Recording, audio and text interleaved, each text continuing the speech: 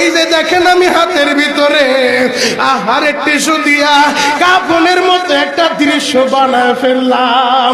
এমন একটা কাপড় আপনার শরীরে একদিন উঠে যাবে, আমার শরীরও একদিন উঠে যাবে।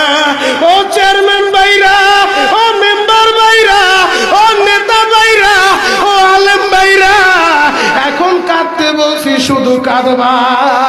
জীবনে কত জায়গায় আমরা গোসল করলাম, আহারে কক্সবাজার ঘুরতে যাইয়া সমুদ্রের ভিতরে গোসল করলা, কুয়াকাটায় ঘুরতে যাইয়া সমুদ্রে গোসল করলা। এই যে মাদ্রাসার পুকুরটা ভরাট করছে মসজিদের জন্য, বিশাল বড় ময়দান এখন হয়ে গেছে, এই পুকুরের ভিতরে কত মানুষ গোসল করছে।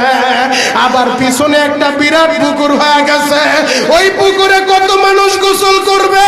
ও সোনামুখীর বাবা গো, তোমার বাড়িতে নিজের টিউবওয়েলে কতদিন তুমি গোসল করছো?